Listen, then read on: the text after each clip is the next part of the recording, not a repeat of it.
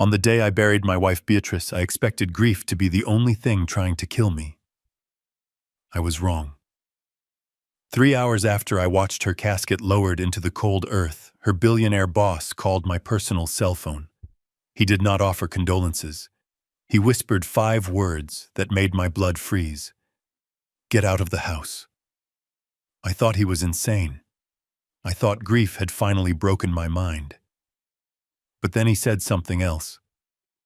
Do not drink the tea your daughter-in-law just made you. If you want to live to see tomorrow, come to my office. Use the service entrance. When I arrived at Vane Tower 40 minutes later, breathless and shaking, I expected to see a grieving old CEO. Instead, I saw a gun on the mahogany desk and a man tied to a chair in the corner. That man was my own lawyer. Before I continue this story, let me know where you are watching from in the comments below. Hit like and subscribe if you have ever realized that the people you share blood with are the ones you need protection from. My name is Henry. I am 68 years old, and for 40 years I worked as a quality control engineer. My job was to find cracks in structural foundations before buildings collapsed. I was good at it. I could spot a microfracture in steel from 10 yards away.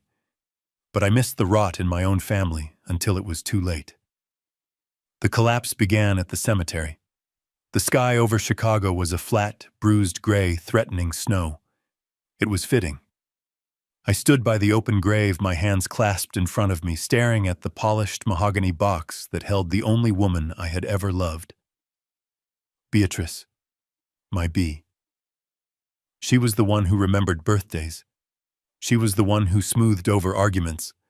Without her, I felt like a man standing on a wire without a balancing pole. I waited for my son Brandon to step up beside me. I waited for a hand on my shoulder, a word of comfort, anything. Instead, I heard the sharp, rhythmic clicking of heels on the concrete path. Click, click, click. It was a sound of impatience, not mourning. Vanessa, my daughter-in-law, stood 3 feet away from me. She was wearing a black dress, but it was too tight, too short-cut, to show off her figure rather than show respect. She was typing furiously on her phone, the light from the screen reflecting in her oversized Gucci sunglasses. I leaned in slightly, needing to feel close to someone, and that is when I heard them. They thought I was deaf. Or maybe they just thought I was already dead, a ghost haunting a future they were eager to claim. This is dragging on forever, Vanessa whispered, her voice a sharp hiss. I have a nail appointment at 4. And did you see the plot? It is huge. We could fit 3 of him in there. Shh, Brandon hissed back. But he didn't tell her to stop because it was disrespectful.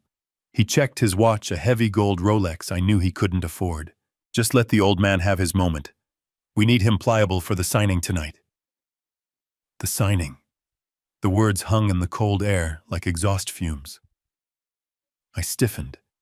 My wife's body wasn't even cold, and they were talking about paperwork. I turned my head slowly. Brandon met my eyes and immediately composed his face into a mask of tragic sorrow.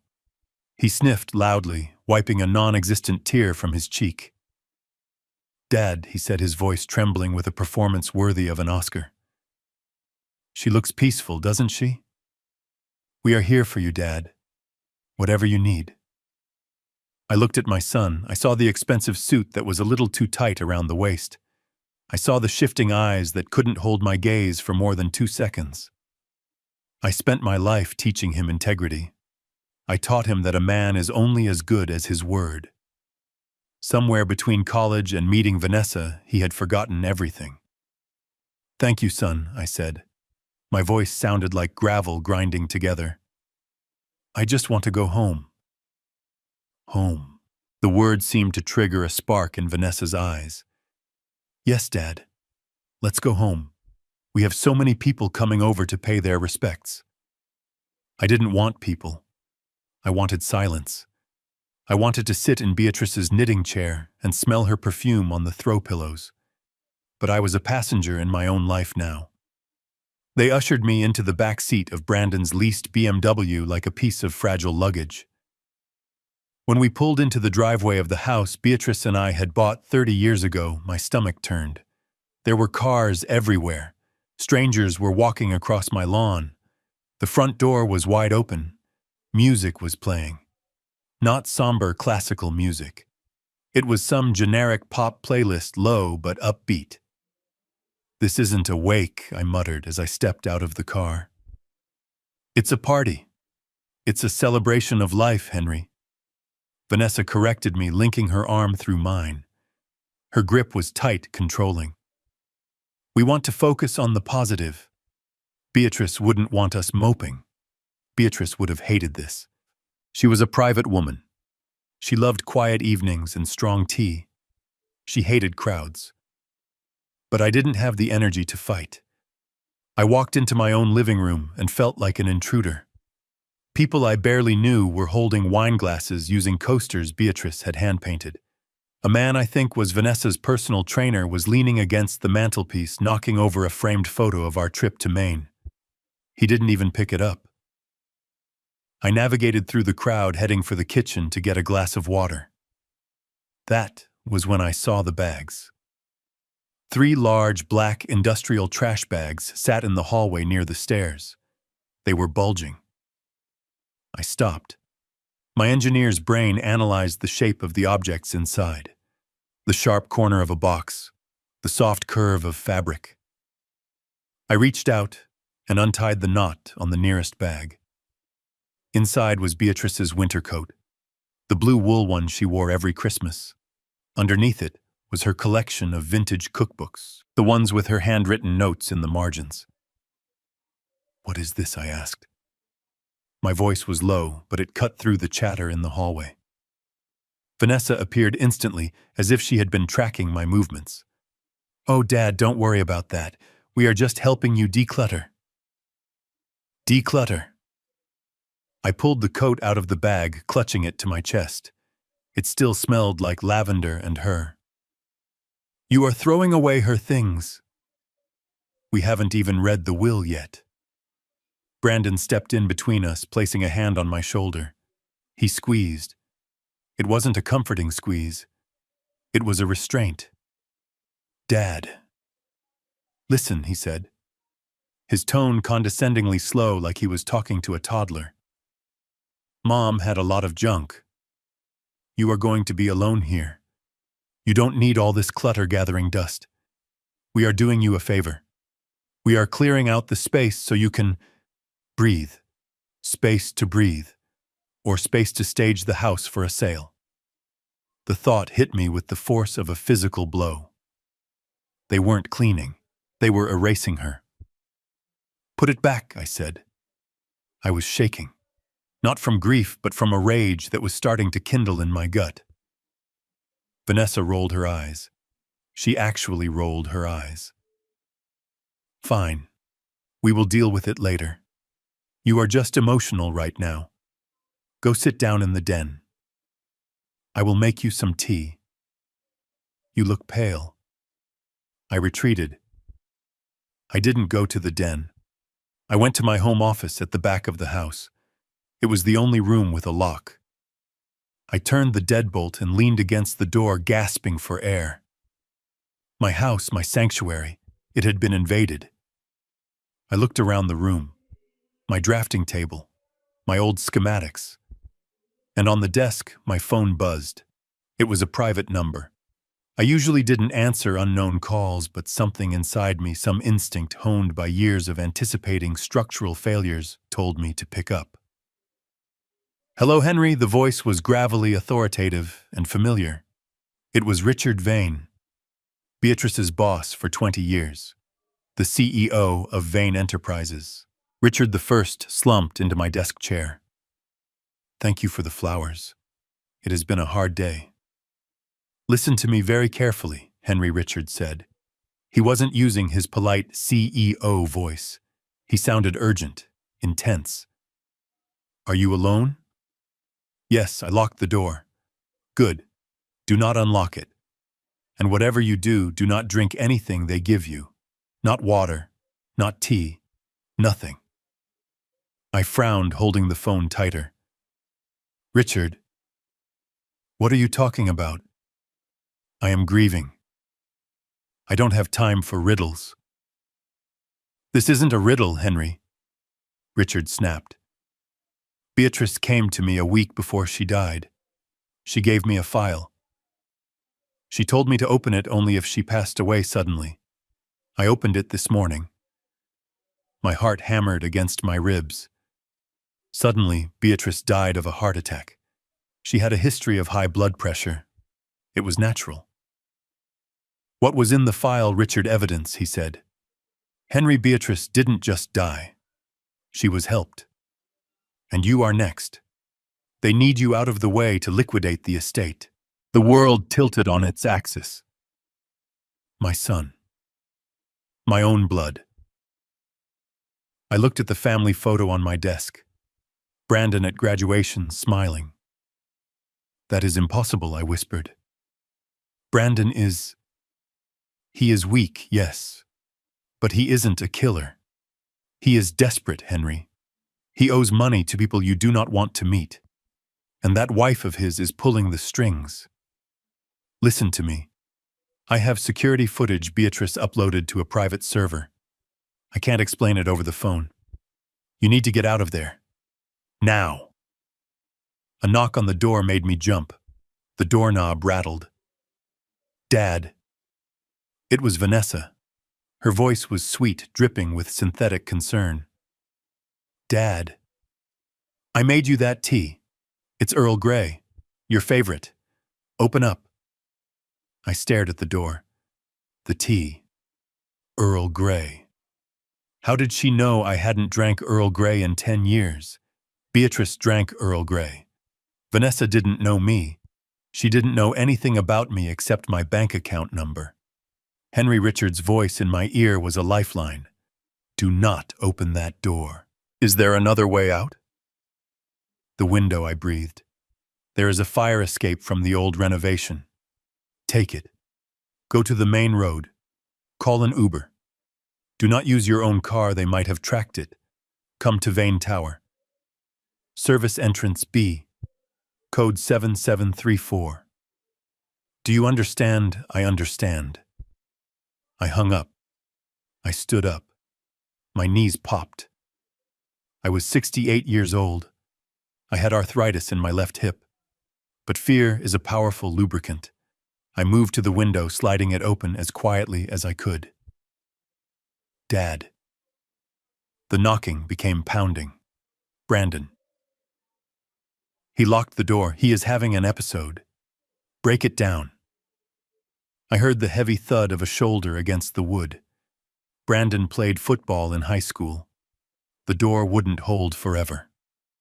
I scrambled out onto the metal grate of the fire escape. The cold wind bit through my thin suit jacket. I didn't look back.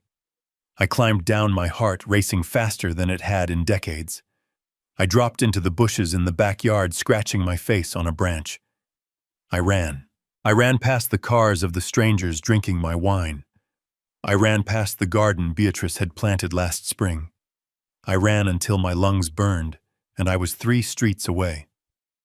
I called a rideshare from a neighbor's driveway. The driver was a young kid playing loud rap music. I didn't care. Just drive, I told him. Downtown. 40 minutes later, I stood in front of the service elevator at Vane Tower. I punched in the code. 7734. It beeped green. The doors slid open. I rode up to the penthouse floor in silence, watching the numbers tick up. 40, 50, 60. When the doors opened, Richard Vane was waiting for me. He looked older than I remembered. His silver hair was disheveled, his tie undone. He didn't shake my hand. He motioned for me to follow him. We walked down a long corridor lined with modern art to his private office. He swiped a keycard and pushed the heavy oak doors open. Sit down, Henry, Richard said, pointing to a leather chair. I walked in, but I didn't sit. I froze. In the corner of the room, tied to a chair with zip ties, was a man in a wrinkled gray suit. There was a strip of duct tape over his mouth. His eyes were wide with terror. It was Gavin Mercer. My family lawyer. The man who had drafted my will. The man who was supposed to protect my interests. What? What is this? I stammered, pointing at Gavin. Richard, you can't just tie people up. This is kidnapping. This is an interrogation, Richard said calmly. He walked behind his desk and picked up a heavy file folder. He tossed it towards me. It slid across the polished wood and stopped at my fingertips. Read the label, Henry. I looked down.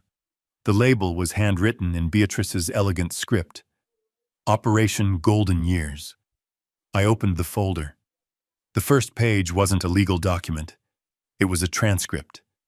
A transcript of a conversation between Gavin Brandon and Vanessa, dated 3 months ago. Vanessa, how long until the old man kicks the bucket? We can't wait 5 years. The interest on the loans is killing us. Gavin, we can speed it up. If he is declared mentally incompetent, Brandon gets power of attorney immediately. We can put him in a state facility. The cheapest one. Brandon. He has a heart condition, like Mom. If he misses his meds, or takes the wrong ones, it happens all the time to seniors. The room spun. I had to grip the edge of the desk to keep from falling. They weren't just waiting for me to die. They were planning to execute me. Gavin started making muffled noises behind his gag. Richard ignored him.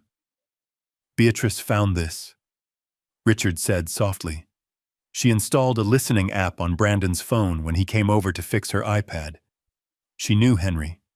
She knew they were coming for her. And she knew they would come for you next. But why, I whispered. Why didn't she tell me? Because she knew you, Henry. You are a good man. You see the best in people. You would have confronted them.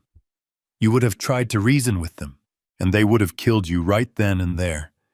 Beatrice needed time to build a fortress around you. Richard walked over to a wall panel and pressed a button. A section of the bookshelf slid away, revealing a steel safe. A vault. She didn't just work for me, Henry. Beatrice was my chief of internal security for 30 years. She managed the company's Black Ops Fund. She wasn't just a secretary. She was the smartest operator I ever met. And before she died, she moved all your liquid assets. He spun the dial on the safe. Click, click, click. The door swung open. Inside, there wasn't cash. There were hard drives, stacks of documents, and a single sealed envelope with my name on it. Your son thinks he is inheriting a house and a pension, Richard said, pulling a pistol from a drawer and placing it on top of the file. He is wrong. He is walking into a trap. But to spring it, you have to go back there. Go back, I looked at Richard like he was crazy. You told me to run. I told you to run so I could brief you. Now you have to go back. You have to play the part they wrote for you. The confused, grieving, helpless old man. You have to let them think they have won. Because the moment they sign that deed... Richard smiled, but it wasn't a nice smile. It was a predator's smile. Beatrice's final gift to you triggers. And trust me, Henry, it is nuclear. I looked at the gun on the desk. I looked at the lawyer tied up in the corner. And then I looked at the envelope with Beatrice's handwriting. I reached out and took the envelope. I didn't open it yet. I felt the weight of it. It felt like a weapon. I took a deep breath. The engineer in me took over. The part of me that analyzed stress points and structural integrity. The grief was still there, but it was being paved over by cold, hard resolve. What do I have to do? I asked. Richard handed me a small, transparent earpiece. Put this in. I will be listening. And take these. He handed me a bottle of pills. Placebos. Swap them with your heart medication. Vanessa has already replaced your real ones with amphetamines. If you take one of hers, your heart explodes. I took the bottle. My hand didn't shake. I will call you an Uber, Richard said. Go back. Apologize for running off. Tell them you were confused. Tell them you are ready to sign whatever they want." I stood up. I buttoned my jacket. I wasn't Henry the retired engineer anymore. I was Henry the actor in the greatest performance of my life. "Send the car," I said. "I have a funeral reception to attend." As I walked to the elevator, I glanced back at Gavin. He was sweating through his shirt. I paused. "I hope you are comfortable, Gavin," I said. "Because when I am done with you, a zip tie and a chair will feel like a luxury vacation compared to where you are going." The elevator doors closed. I was going back to the House of Wolves. But this time I wasn't a sheep. I was the shepherd. And I had a wolf trap made of steel. The car ride back to my own house felt like a transport to a federal prison. I sat in the back of the Uber clutching the small orange bottle of sugar pills Richard had given me. My thumb traced the ridges of the child-proof cap. This was my weapon. This was my shield. The earpiece in my left ear hummed with a faint static, a constant reminder that Richard was listening, recording, and watching my back. But he wasn't the one who had to walk through that front door. I was. I checked my reflection in the dark window. I messed up my hair, pulling a few strands loose. I untucked my shirt on one side. I rubbed my eyes until they were red and irritated. Then I did the hardest thing I have ever done. I poured a tiny splash of cheap whiskey, which Richard had thoughtfully provided not into my mouth, but onto my collar. I needed to smell like a failure. I needed to smell like a man who had tried to drown his grief and lost. When the car stopped, the house was dark except for the living room. The party was over. The strangers were gone. Now it was just the vultures picking at the bones. I took a deep breath, let my shoulders slump forward, and stepped out of the car. I made sure to stumble on the first step of the porch. I grabbed the railing, letting out a loud, pathetic groan. The front door flew open before I even reached for the handle. Vanessa stood there, silhouetted by the hall light. She wasn't wearing her funeral black anymore. She was in a silk robe that probably cost more than my first car. Her arms were crossed, her face twisted in a mask of annoyance that she didn't bother to hide. "Where the hell have you been?" she hissed, grabbing my arm and yanking me inside. "We have been calling you for 3 hours. Do you have any idea how embarrassing it was? People were asking where the grieving widower went. I had to tell them you were having a mental episode." I let her pull me. I made my legs heavy, uncooperative. I blinked rapidly, trying to focus on a point just past her left ear. I went to see her. I mumbled, slurring my words intentionally. I just wanted to see B one last time. But the bar didn't have her favorite wine.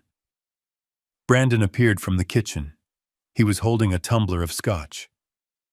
My scotch. The 18-year-old single malt I had been saving for my 70th birthday. He looked at me with a mixture of disgust and relief. "He is drunk," Vanessa Brandon said, taking a sip of my whiskey. "Look at him. He smells like a distillery." "Jesus, Dad.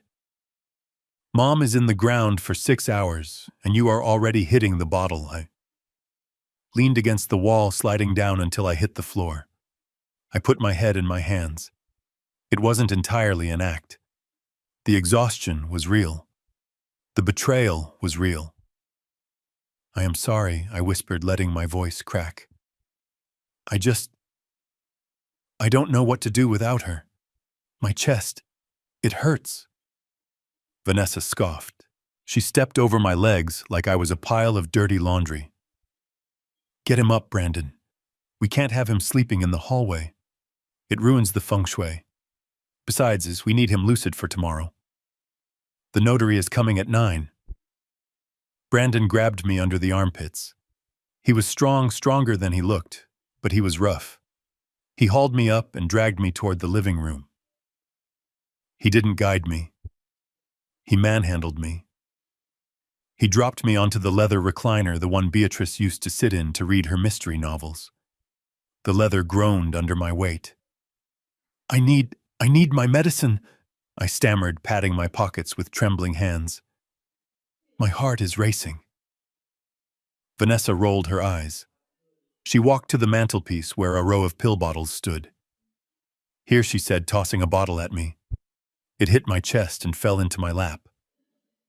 Take it, and then go to sleep. We are tired of babysitting you. I picked up the bottle. It looked exactly like my heart medication. Same label, same doctor's name, but I knew what was inside. Amphetamines, stimulants. If I took these in my condition with my blood pressure already spiking from stress, I would be dead by morning. Cardiac arrest, natural causes.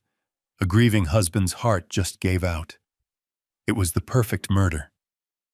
I turned my body slightly away from them, pretending to struggle with the cap. In a sleight of hand that would have made a magician proud, I palmed the toxic bottle and swapped it with the placebo bottle from my jacket pocket. I popped the lid of the safe bottle, shook out 2 sugar pills, and dry swallowed them. There, I gasped, letting the bottle drop to the floor. I took it. I will be fine. Just let me rest. Good, Brandon said. He didn't offer me water. He didn't ask if I needed a blanket.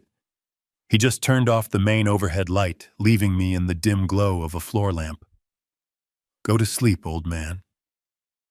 I let my head loll back against the headrest. I closed my eyes, but I didn't sleep. I focused on my breathing. In for 4 seconds, hold for 4, out for 4. I had to mimic the rhythm of deep sleep. I added a small, ragged snore for effect. For a few minutes, there was silence. Then I heard the clink of glass against glass. Do you think he is out? Vanessa's voice? Sharp. Clear. No longer whispering. He is out, Brandon replied. He took a double dose. Plus the booze, he will be lucky if he wakes up at all. Don't say that, Vanessa snapped. He has to wake up. He has to sign the deed first. If he dies tonight, the house goes into probate, and we have to wait 6 months. We don't have 6 months, Brandon. The loan sharks are already texting me. They want the $50,000 by Friday. I kept my breathing steady, though my heart was hammering against my ribs. $50,000. My son had gambled away $50,000. He will sign, Brandon said. Did you see him tonight? He is a wreck. He is pathetic. He can't even wipe his own nose without Mom. I will put the paper in front of him tomorrow, tell him it is for the insurance, and he will sign it just to make me stop talking. He has always been soft. Soft. That word cut deeper than any knife. I thought of the double shifts I worked to pay for his college. I thought of the times I stayed up all night helping him with his science projects.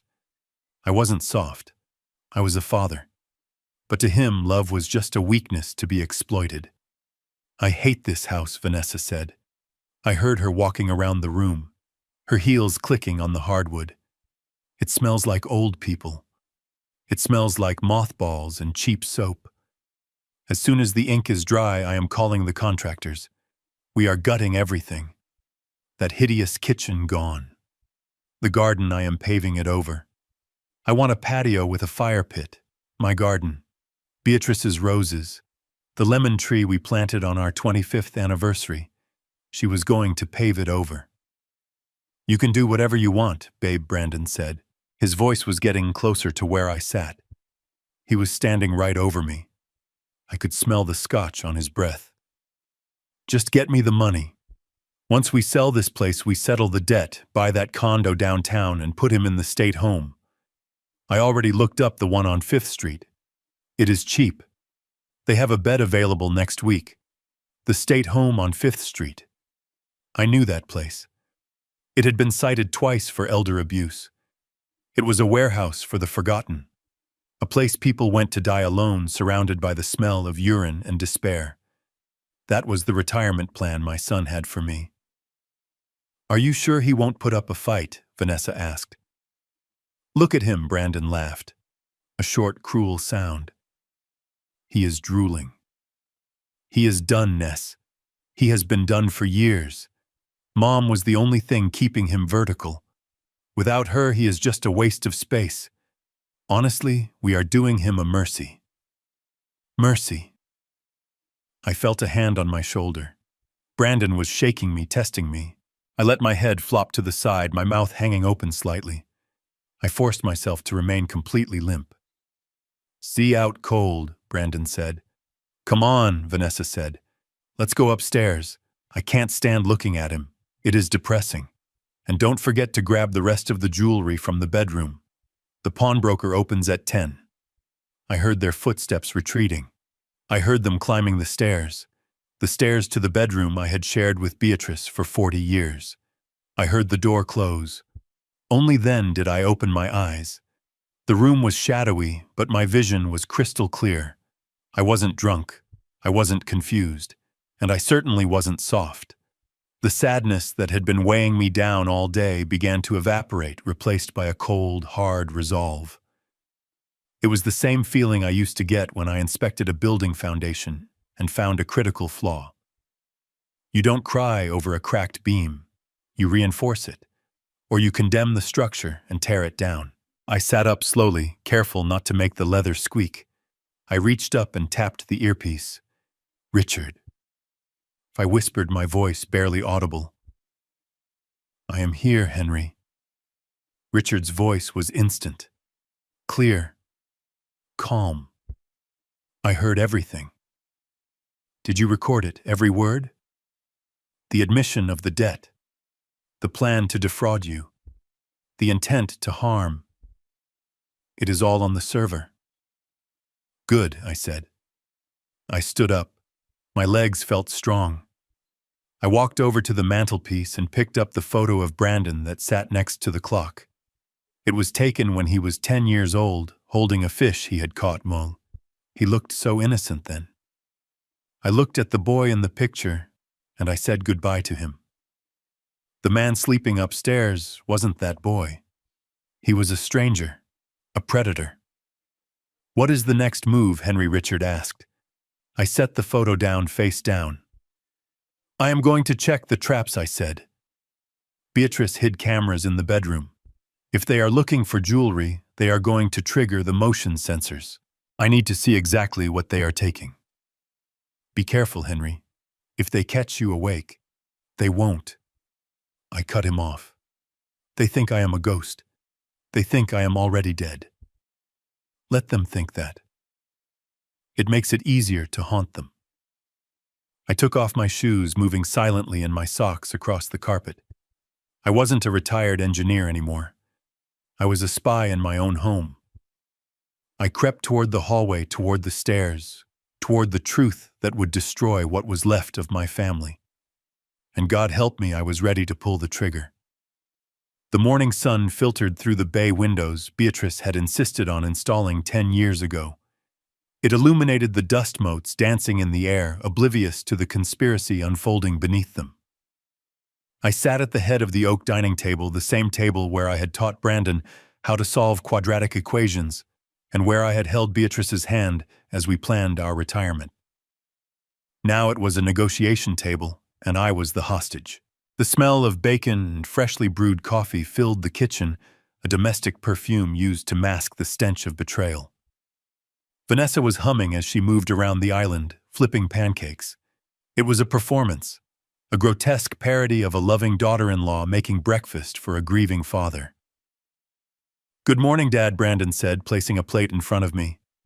He was already dressed in his best suit, the navy blue one I had bought him for his first interview. He looked sharp, professional, and entirely hollow. "Eat up. You need your strength. Today is a big day." I looked at the pancakes. They were slightly burnt at the edges. I picked up my fork, letting my hand tremble just enough to make the silverware clatter against the china. I needed them to see the frailty. I needed them to see a broken machine, not a man. "I am not very hungry," I mumbled, pushing a piece of bacon around the plate. I didn't sleep well. The house. It feels so empty without her. "I know, Dad," Vanessa said, pouring herself a cup of coffee and sitting opposite me. She didn't look at me. She looked at her phone, then at Brandon. That is actually why we wanted to talk to you. We have been thinking about your future. We don't want you to have to worry about anything." Brandon cleared his throat. He reached into his briefcase, which was sitting on the floor, and pulled out a thick stack of documents. He placed them on the table with a heavy thud. The sound echoed in the silence of the kitchen. "What is that?" I asked, squinting my eyes as if I couldn't focus. "Just some paperwork for Mom's insurance," Brandon said, his voice smooth, rehearsed. "And some standard updates for the house title. You know how the city is. They need to update the records now that Mom is gone. It is just a formality to make sure you are protected." Protected. The word hung in the air, heavy with irony. He slid the stack toward me along with a heavy, expensive fountain pen. "Just sign where the little yellow sticky notes are," he said, pointing to the bottom of the first page. "We have already reviewed everything with Gavin. It is standard stuff." I reached for the reading glasses I kept in my shirt pocket. I put them on, slowly adjusting the frame on my nose. I looked at the document. The header was folded over, obscured by a paperclip. But I didn't need to see the header. I recognized the layout. I recognized the density of the paragraphs. This wasn't insurance paperwork. This was a quitclaim deed, a legal instrument used to transfer interest in real property. If I signed this, I wasn't updating records. I was signing away my ownership of the house. I was making myself a tenant in my own home, subject to eviction at their whim. My heart hammered against my ribs, but my face remained a mask of confusion. I leaned in close to the paper, my nose almost touching the ink. "The print is so small," I complained, my voice whiny and thin. "Why do they make the print so small? I can't read this, Brandon." "What does this say?" Paragraph 4. "Grantor releases all claims." Brandon's jaw tightened. He exchanged a quick, agitated glance with Vanessa. "It just means you are releasing the insurance company from liability, Dad," he lied. "It is legal jargon. Don't worry about the fine print. That is what we pay Gavin for. Just sign the line. We have a notary coming in 20 minutes to stamp it." I looked at him. My son. Lying to my face about a legal document. I remembered teaching him the importance of reading every contract before signing. I remembered him sitting at this very table reading his first car loan agreement. I had been so proud of his diligence then. "Where'd that boy gone? I don't know," I said, pushing the paper away slightly. "I think I should wait. My eyes are blurry this morning. Maybe I should take this to my optometrist first, or have Richard look at it. He knows about business." Vanessa slammered her coffee cup down. Coffee sloshed over the rim, staining the white tablecloth. "Oh, for God's sake, Henry," she snapped.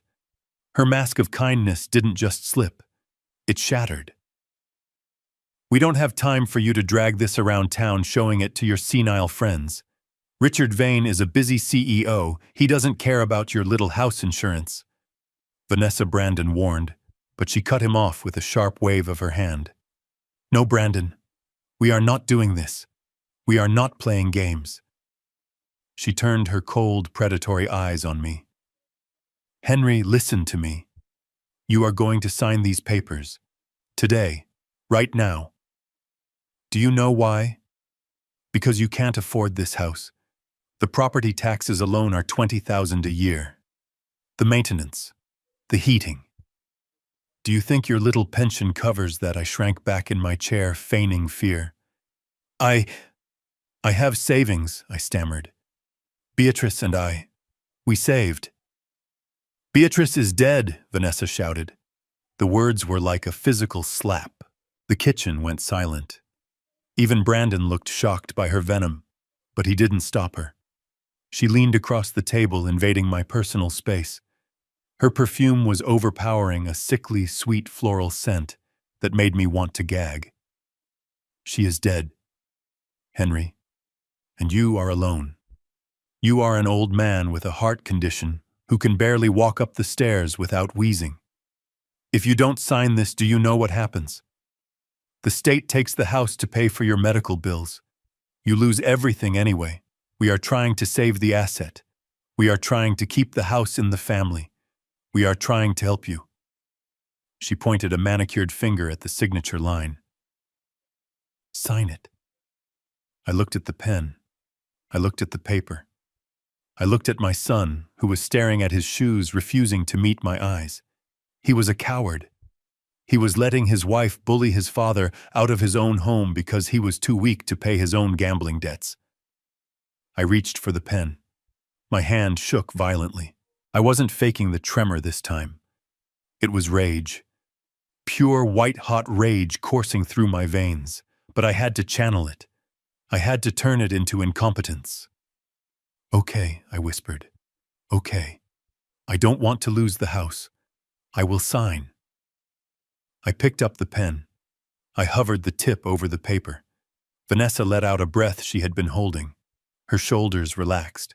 She thought she had won. She thought the checkmate was on the board.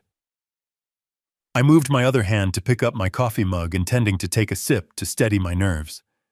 I watched their eyes. They were glued to the pen. They were mesmerized by the ink tip that was about to give them $1 million asset for free. I chose my moment. I let my wrist spasm, a sharp, jerky movement that looked like a neurological misfire. My hand knocked the full mug of scalding hot coffee. It didn't just tip over. It launched. The dark brown liquid surged across the table like a tidal wave. It washed over the stack of documents. It soaked the quitclaim deed, instantly turning the crisp white paper into a brown, soggy mess. The ink began to bleed immediately. "Oh no!" I cried out, dropping the pen and jumping up, knocking my chair backward. "Oh, I am so clumsy. My hand, it just jumped," Vanessa screamed. It was a high, piercing shriek of pure frustration. She grabbed a napkin and frantically tried to blot the papers, but it was useless. The paper was disintegrating under her fingers. "You idiot!" she yelled, throwing the sodden napkin at me. "You stupid, clumsy old man, do you have any idea what you just did?" That was the original. "We don't have another copy printed." I stood there wringing my hands, looking the picture of remorse. "I am sorry. I am so sorry. I can dry it off." "Dry it off," Brandon roared, standing up. His face was red. "Dad, it is a legal document. You can't submit a coffee-stained rag to the county clerk. We have to get Gavin to draft a whole new set. We have to reschedule the notary." This sets us back 2 days. 2 days, I thought. I had bought myself 48 hours. Vanessa was pacing the kitchen, her hands in her hair. "This is unbelievable." 2 days. The payment is due on Friday. Brandon. If we don't have the title transfer recorded by then, the loan doesn't fund. She stopped pacing and turned to me. Her eyes were no longer just angry. They were hateful. They were the eyes of someone looking at a cockroach. "You know what, Henry?" she said, her voice dropping to a terrifyingly calm register. "Maybe this is a sign. Maybe you really can't take care of yourself." What do you mean?" I asked, clutching the back of my chair. "I mean, look at you," she sneered, gesturing at the coffee puddle. "You can't even drink a cup of coffee without destroying things. You are a danger to yourself. And quite frankly, I don't think you are safe in this house alone." She walked over to the refrigerator and pulled a magnet off the door. It was a flyer for a pizza place. She threw it in the trash and then leaned against the counter, crossing her arms. "I have a friend who works at Sunny Meadows," she said. My blood ran cold. Sunny Meadows wasn't a retirement community. It was a state-funded warehouse for the indigent elderly. It was on the outskirts of the city next to a waste treatment plant. It was famous for 3 things: bedsores, sedation, and a high mortality rate. "Vanessa," Brandon started, but his voice was weak. "Shut up, Brandon," she snapped. "Dad, if you don't sign the new papers the second Brandon brings them home tonight. If you spill coffee or lose your glasses or have another one of your little episodes, I am making the call. I will have you declared incompetent, and I will have you in a shared room at Sunny Meadows by the weekend. You will spend the rest of your life staring at a beige wall, eating pureed peas, and wondering why you didn't just sign the damn house over when you had the chance. She stepped closer until she was inches from my face. Do we understand each other, Henry? I looked into her eyes. I saw the abyss there. There was no love, no empathy, just a calculator where a soul should be. I understand, I whispered, looking down at the floor. Please, not the home. I will sign. Just bring the papers back. I will sign. Good, she said, stepping back. She looked at the mess on the table. Clean this up. Brandon, come on. We have to go to Gavin's office and get a reprint. We are going to be late. They stormed out of the kitchen. I heard the front door slam. I heard the BMW engine roar to life and speed away down the driveway. I stood in the silence of the kitchen. The coffee was dripping off the edge of the table, pooling on the hardwood floor. Drip, drip, drip. I didn't clean it up. Not yet. I walked over to the window and watched their car disappear around the corner. I reached up and adjusted the earpiece. Did you get that? I asked, my voice steady and cold. Loud and clear, Henry Richards' voice replied. The threat of institutionalization. The admission of the loan deadline. It is all recorded. That was the final nail, Henry. We have enough to bury them. Not yet, I said, turning back to look at the soggy mess on the table. They want a signature. I am going to give them one. But it won't be on a deed. I walked over to the trash can where Vanessa had thrown the pizza flyer. I dug it out. Beneath it, buried in the coffee grounds, was the wrapper of the bacon she had cooked. I stared at the trash. I am going to clean this mess up, Richard. But first I have a phone call to make. I need you to set up the meeting. Tell them I found the money. Tell them I found Beatrice's secret account. Are you sure? Richard asked. Once you dangle that bait, there is no going back. They will come at you with everything they have. Let them come, I said, grabbing a rag to wipe the table. I grabbed the soaking wet quitclaim deed and squeezed it in my fist, wringing the brown liquid out of it like dirty water from a sponge. I am not the one who should be afraid of the dark anymore. I threw the wet ball of paper into the sink. It landed with a wet thud. The game had changed. They wanted my house, fine. I would invite them into my parlor. But they were forgetting one thing about old houses. Sometimes the foundations are built on secrets, and sometimes the walls have teeth. The silence that followed the slamming of the front door was not empty. It was heavy, vibrating with the echoes of the threat Vanessa had just delivered. Sunny Meadows, the state home. They had played their final card, revealing the extent of their cruelty. They believed they had left a broken, terrified old man trembling in the kitchen, staring at a puddle of coffee. They were wrong. As the sound of their BMW engine faded down the street, the tremor in my hands vanished instantly. I stood up straight, my spine snapping into alignment. I wiped the coffee from the table with a single decisive motion. The performance was over. The investigation was about to begin. I did not go to the liquor cabinet. I went to the basement. I walked past the boxes of holiday decorations and the old bicycles, heading straight for my workbench. It was dusty, neglected since I had retired, but my tools were still there, organized in their red metal chest. I picked up my multimeter, a high-lumen tactical flashlight, and a set of precision screwdrivers. I wasn't just a husband looking for his wife's diary. I was a structural engineer looking for a fault line. Richard had told me Beatrice installed cameras, but he didn't say where. He knew that if he told me everything, I might react too quickly. He wanted me to see the truth with my own eyes. He wanted me to find the rot myself, so I would have the strength to cut it out. I started in the master bedroom. It was painful to be in there. The room still smelled of Beatrice's lavender lotion. Vanessa had already begun to colonize the space. Her cheap fashion magazines were piled on Beatrice's nightstand, and a bottle of her cloying perfume sat on the vanity. I scanned the room thinking like Beatrice. She was pragmatic. She was the head of internal security for a billion-dollar company. She wouldn't hide a camera in a teddy bear or a plant. She would hide it in something functional, something that had a constant power source. I checked the smoke detector. Nothing. I checked the alarm clock. Standard.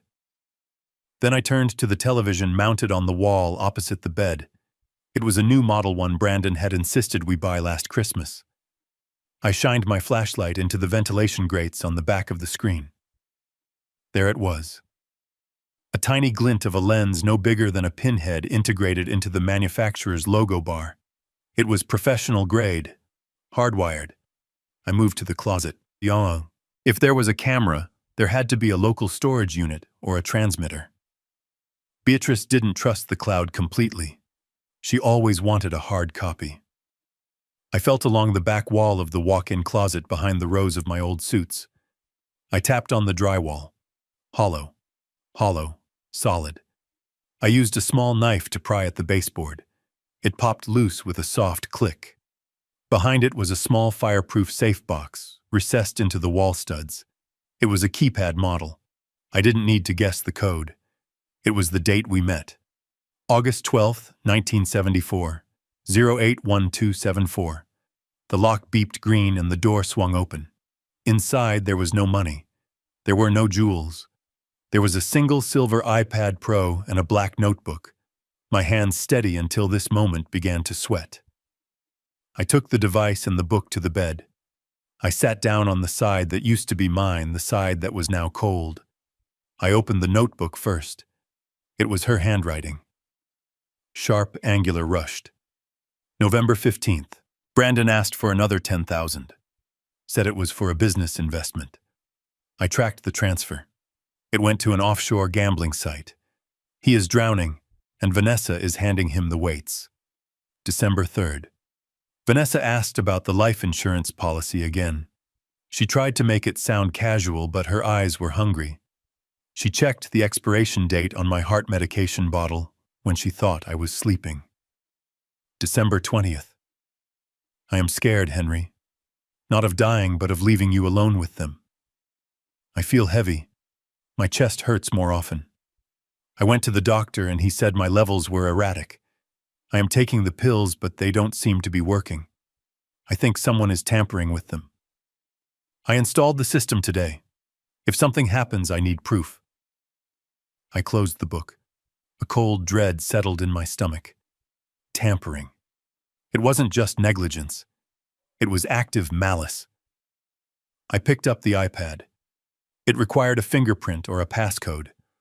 I tried the date again. It unlocked.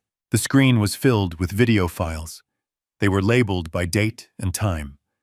I scrolled to the bottom, to the last file. The date was 3 days ago, the day Beatrice died. I hesitated. My finger hovered over the play button. Did I really want to see this? Did I want to watch the moment my world ended? But then I heard Vanessa's voice in my head threatening to put me in a home. I heard Brandon calling me soft. I pressed play. The video was high definition, the audio crisp. It showed our bedroom. Beatrice was lying in bed reading. She looked pale. It was around 2:00 p.m. I was out at the grocery store. I remembered that day. I had gone to buy ingredients for her favorite soup. On the screen, Beatrice dropped her book. She clutched her chest. She let out a gasp, a wet, rattling sound that tore through my heart. She reached for the nightstand for the bottle of nitroglycerin pills we always kept there. Her hand swept across the wood. The bottle wasn't there. The door opened. Vanessa walked in. She was wearing her workout clothes, holding a green smoothie. She stopped at the foot of the bed. She watched Beatrice gasping, clutching the sheets. She didn't run to her. She didn't call 911. She took a sip of her smoothie. Help, Beatrice wheezed. Her voice was barely a whisper. Pills. Vanessa walked slowly to the vanity across the room. She picked up the small orange bottle. She shook it. The rattle of the pills echoed in the silent room. "Looking for these?" Vanessa asked casually. Beatrice reached out a hand, her face twisting in agony. "Please, Vanessa, please." "You know," Vanessa said, leaning against the dresser, examining her fingernails. "Brandon and I had a long talk last night. We are really tired of waiting. The market is crashing and we need cash. This house is just sitting here wasting equity. And you are just taking up space." Beatrice tried to sit up, but she collapsed back onto the pillows. Her breathing was becoming shallow, rapid. Vanessa walked over to the bed. For a second, I thought she might have a spark of humanity. I thought she might give her the medicine. But she didn't. She placed the bottle on the high shelf of the bookcase 6 feet off the ground, way out of Beatrice's reach. "You should have just signed the power of attorney last month," Vanessa said softly. "It would have been easier. But you always had to be so stubborn. You always had to be in control. Well, look at you now. Who is in control now?" Beatrice's eyes rolled back. Her hand fell limp off the side of the bed. The gasping stopped. There was silence. Vanessa stood there for a full minute, watching, checking. Then she walked over to the nightstand. She picked up the book Beatrice had dropped and placed it neatly on the table. She smoothed the duvet cover.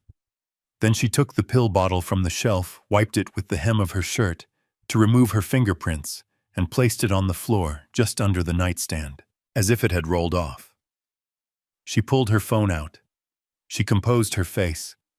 She practiced a look of shock in the mirror. Then she dialed. 911, help it. Is my mother-in-law. I think she is having a heart attack. I just found her. Please hurry. The video ended. The screen went black, reflecting my own face. I sat there for a long time. I didn't scream. I didn't throw the iPad against the wall. The grief that had been drowning me for 3 days suddenly evaporated. It was replaced by something else. Something cold and hard and sharp. I had spent 40 years in construction and engineering. I knew that when a building has a structural failure, it is a tragedy. But when a building is brought down by controlled demolition, it is a crime. This wasn't a death. It was a murder. My wife hadn't died of natural causes. She had been executed by a woman who wanted a kitchen renovation and a man who was too cowardly to stop her. Brandon, my son. He wasn't in the room, but he was in the house. I checked the other videos. 10 minutes after the ambulance arrived, while the paramedics were working on Beatrice's body, the camera caught Brandon and Vanessa in the hallway. "Did you do it?" Brandon whispered. "She is gone, Brandon. It is over. We are free." He didn't cry. He didn't ask how. He hugged her. He hugged the woman who had just watched his mother die. I stood up. My knees didn't creak. My back didn't hurt. I felt a surge of energy that I hadn't felt in 20 years. It was the adrenaline of the hunt. I walked into the bathroom and splashed cold water on my face. I looked in the mirror. The sad, lonely widower was gone. Staring back at me was a man who had nothing left to lose. I went back to the closet and put the iPad and the notebook into my briefcase. I engaged the lock. Then I took out my phone and dialed Richard. Henry, came the voice. "Did you find it?" "I found it," I said. My voice sounded strange to my own ears. It sounded dead. "And it is a homicide, Richard. They let her die." Vanessa withheld the meds. She staged the scene. There was a long silence on the other end. I heard Richard take a shaky breath. "I am sorry, Henry. I am so sorry. I suspected, but seeing it is different." "Do you have the copies?" I asked. "Yes." The server backed up the footage in real time. "We have it all. Good. Call the FBI contact you mentioned, but tell them not to move yet. Henry, you can't be serious. We have the evidence. We can arrest them now. No, I said. Arresting them is too easy. They will get lawyers. They will plead insanity or emotional distress. They will drag this out in court for years. I don't want them in a holding cell. I want them destroyed. I want them to lose everything before the handcuffs go on. What are you planning? They want a signature, Richard. They want the house. I am going to give it to them. I am going to give them exactly what they want. And then when they think they own the world, I am going to pull the floor out from under them. Set up the meeting for tonight. Tell them I am ready to sign the deed. And tell Gavin to be there. I want all the rats in one cage. Henry, this is dangerous. If they suspect you know, they don't suspect anything. I cut him off. They think I am a senile old man who spills his coffee. They think I am soft. I looked down at the wedding ring on my left hand. I twisted it. I am going to show them just how hard I can be. I hung up the phone. I walked downstairs to the kitchen. The coffee stain was still there on the floor. I didn't clean it. I wanted them to see it. I wanted them to see the mess and think they were winning. I went to the pantry and pulled out a bottle of red wine. Not a good one. A cheap cooking wine. I poured half of it down the sink, then splashed a little on my shirt. I gargled with it, letting the sour taste coat my tongue. I sat down in the living room chair facing the door. I placed the briefcase next to my feet. I rested my head back and waited. The sun began to set, casting long shadows across the room. The house grew dark.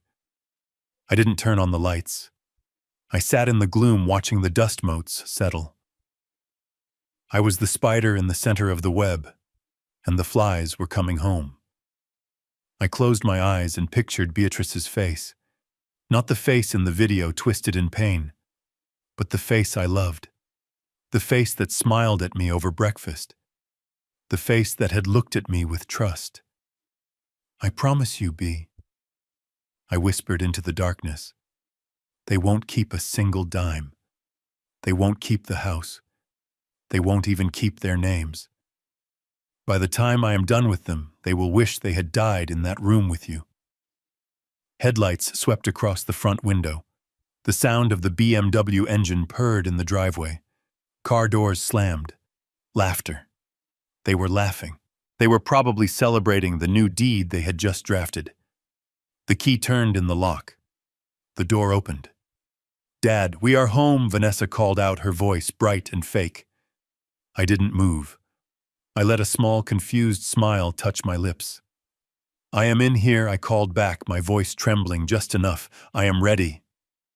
The show was about to begin, and this time there would be no intermission. The front door swung open, bringing with it a gust of cold evening air and the scent of expensive perfume. Vanessa walked in first, her phone already pressed to her ear, complaining to someone about the incompetence of notary publics. Brandon followed, carrying a takeout bag from a sushi restaurant. They stopped dead when they saw me sitting in the armchair, the single floor lamp casting long shadows across my face. I had positioned the briefcase prominently by my feet. Dad, Brandon asked, his voice thick with irritation. "Why are you sitting in the dark? Did you break a light bulb or something?" I didn't answer immediately. I let the silence stretch heavy and uncomfortable. I reached down and patted the leather briefcase. "I found it," I said softly. Vanessa ended her call. She squinted at me, stepping over the threshold. "Found what, Henry?" "If you found more old photos, we really aren't in the mood. We have had a hell of a day trying to fix your mess with the deed." "I found the money," I said. That stopped them. Brandon dropped the takeout bag on the hallway table. Vanessa took a step closer, her eyes narrowing. "What money?" Brandon asked. I leaned forward, putting on my best performance of a confused, overwhelmed widower. I was looking through Beatrice's knitting bag, the one she kept under the bed. There was a false bottom. I found a passbook. It is for a high-yield savings account at a private bank in the Caymans. I paused for effect. There is $580,000 in it, I whispered. The air in the room seemed to vanish. I saw the calculation happening in real time behind their eyes. 500,000. That was 10 times Brandon's gambling debt. That was enough for Vanessa's renovation, her new car, and her entire influencer lifestyle for a year. "Let me see, Vanessa," said her voice suddenly breathless. She lunged forward, her hand outstretched. I pulled the briefcase back, clutching it to my chest like a frightened child. "No," I cried out. "You can't just take it. It is complicated. The account is frozen. It says right here in the note that it can only be released with the signature of the primary beneficiary and the executor of the estate." Executor Brandon said, his voice trembling with greed. "That is me. Mom made me the executor." "Exactly," I said, nodding eagerly. "But it also needs Richard Vane's counter-signature because the account was set up through his company's pension fund." I watched them exchange a look. It was a telepathic conversation of pure avarice. The anger about the coffee stain, the threat of the nursing home, the contempt, it all evaporated instantly. It was replaced by a hunger so raw, it was almost animalistic. Vanessa was the first to switch masks. Her face, which had been twisted in a sneer just seconds ago, softened into a grotesque parody of concern. She walked over and knelt beside my chair. She put her hand on my knee. Her touch made my skin crawl, but I didn't flinch. "Oh, Dad," she cooed. "This is wonderful news. Mom was looking out for us even from heaven. 500,000. Do you know what this means? We can get you the best care. We can fix up the house." Brandon came over too. He sat on the arm of the chair, putting his arm around my shoulders. The same shoulders he had planned to throw into a state facility. "This is great, Dad. Really great. So can we get the money tomorrow? I think so," I said, blinking rapidly. "But I am so tired, Brandon. And my back hurts. Looking for this all day. It really took it out of me. I don't know if I have the energy to go to the bank tomorrow.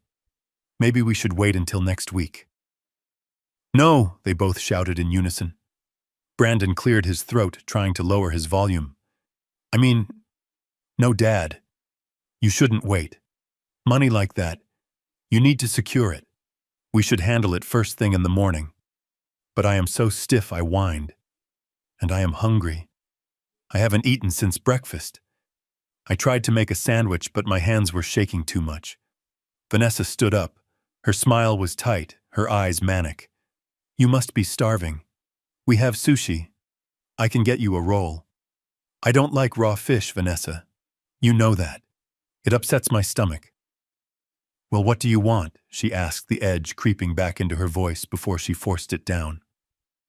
I looked at her. I remembered the video of her drinking a smoothie while my wife died. I remembered her hatred for cooking, her hatred for anything that smelled or splattered. "I want liver and onions," I said. Vanessa gagged. Actually gagged. "What liver and onions?" I repeated firmly. Beatrice used to make it for me when I was feeling weak, with the thick gravy and mashed potatoes. The real kind, Vanessa. Not the instant flakes.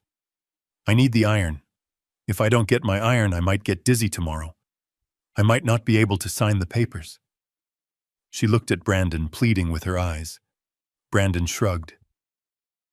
$500,000, Ness, he mouthed. "Fine," Vanessa said through gritted teeth. "I will go to the store. I will make your damn liver." "Make sure you saute the onions slowly," I called after her as she grabbed her keys, "until they are caramelized. It takes about 45 minutes. When the door slammed behind her, I turned to Brandon. He was looking at his phone, probably checking the prices of sports cars. "Brandon," I said. "Yeah, Dad, my feet. They are killing me. It is the circulation. The doctor said I need to keep the blood moving or I could get a clot." "A clot?" Brandon looked alarmed. "We can't have you getting a clot before the bank opens. Exactly. I lifted my left foot and placed it on the ottoman. Could you rub them for me? Just for 20 minutes. Brandon stared at my foot. I was wearing old wool socks. I hadn't changed them in 2 days. Dad, surely you can. I groaned, clutching my chest. Oh, the stress. My heart is fluttering again. Maybe I should just go lie down. We can deal with the money next month. Brandon dropped to his knees so fast he almost hit his chin on the coffee table. No, don't get up. I will do it. Relax, just relax. He reached out and took my foot. I watched my son, the man who thought he was too good to work, the man who had called me a waste of space, begin to massage my aching arches. Harder, I instructed. You are barely touching me. Get your thumbs in there. He grimaced, but he pushed harder. I leaned back, closing my eyes. It wasn't about the massage. It was about the submission. It was about breaking the hierarchy he thought he had established. He thought he was the alpha male of this house. Now he was kneeling at my feet. Vanessa returned 40 minutes later. The house soon filled with the pungent metallic smell of frying liver. I could hear her in the kitchen cursing under her breath, slamming pans. She wasn't an influencer now. She was a servant. When she brought the plate out, she looked disheveled. There was grease on her silk blouse. Her hair was frizzy from the steam. Here, she said, slamming the plate down on the TV tray in front of me. Liver and onions. Happy it looks a little dry, I criticized, poking the meat with my fork. But I suppose it will do. Thank you, Vanessa. You are a good girl. She looked like she wanted to scream, but she forced a smile that looked more like a rictus of pain. Anything for you, Henry? I ate slowly. Every bite was a victory. I made them watch me eat. I made Brandon fetch me a glass of water, then send it back because it wasn't cold enough. I made Vanessa fluff my pillow. I ran them ragged for 2 hours, playing the demanding invalid, dangling the promise of the fortune like a carrot on a stick. Finally, when I had finished the last bite and wiped my mouth with the napkin Brandon was holding for me, I sat back. That was delicious, I lied. It was rubbery and overcooked. Now about tomorrow. They both leaned in like dogs waiting for a treat. I called Richard while you were at the store. Vanessa, he is going to meet us at his office at 10 a.m. He said he has the paperwork ready to unfreeze the assets. He asked that Gavin be there too to handle the legal transfer to Brandon. Perfect, Brandon said, cracking his knuckles. I will text Gavin right now. 10 a.m. We will be there. And Henry? Vanessa asked, her voice trembling. The check. Can we get a certified check tomorrow? I smiled. A genuine smile. Because I knew exactly what they were going to get tomorrow. Richard said everything will be settled tomorrow, I assured her. Every single penny will go exactly where it deserves to go. Vanessa clapped her hands together. Oh, thank God. Finally, we can finally start living. She didn't know how right she was. They were about to start living a nightmare. I think I will go to bed now, I said, standing up. I feel much stronger. Thank you for taking such good care of me. It is nice to know I have family I can count on. We love you, Dad, Brandon said. The lie slipped out of his mouth as easily as the grease from the liver. I love you too, son, I said. And I meant it. I loved him enough to stop him. I loved him enough to make sure he couldn't hurt anyone else ever again. I climbed the stairs, listening to them high-five each other in the living room. They were celebrating their lottery win. They were toasting to their cleverness, to their patience, to the stupid old man upstairs who had just handed them the keys to the kingdom. I walked into the bedroom and locked the door. I checked the camera one last time. It was recording. Sleep well, children, I whispered to the empty room. Tomorrow, school is in session. The sun had barely risen when the transformation began.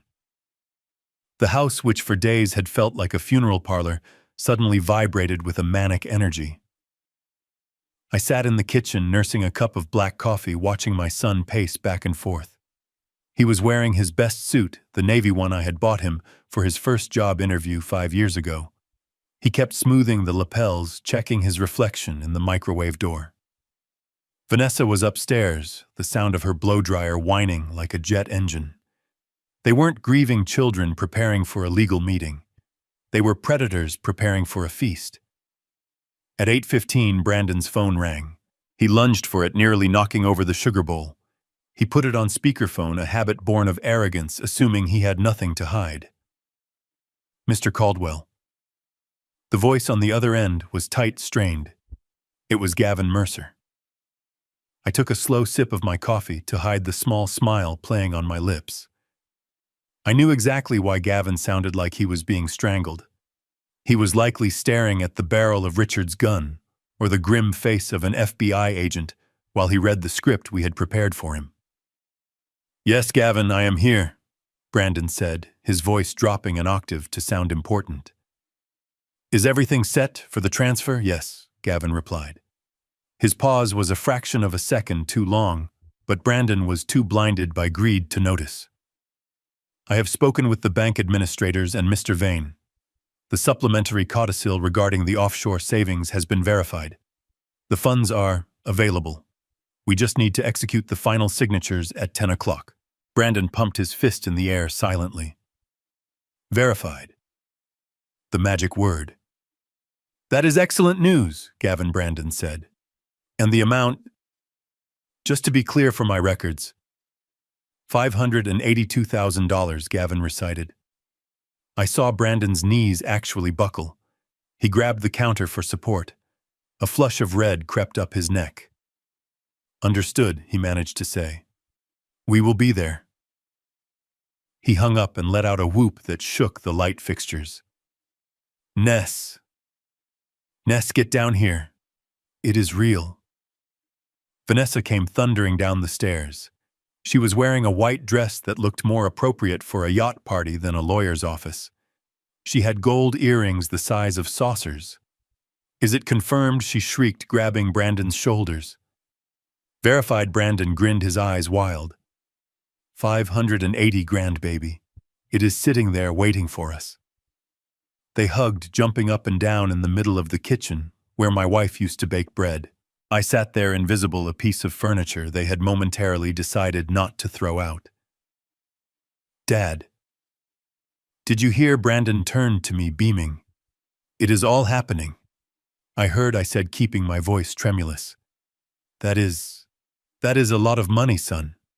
Please be careful with it. Beatrice worked very hard for that." "Oh, don't worry, Henry," Vanessa said, dismissing me with a wave of her manicured hand. "We know exactly how to handle high finances. You just worry about your blood pressure." Then the madness truly began. Most people would wait until the check cleared. Most people would wait until the money was safely in their account. But my son and his wife were not most people. They were addicts, and the promise of money was just as potent as the money itself. "We have 2 hours before the meeting," Vanessa said, checking her watch. "That is enough time for what I asked.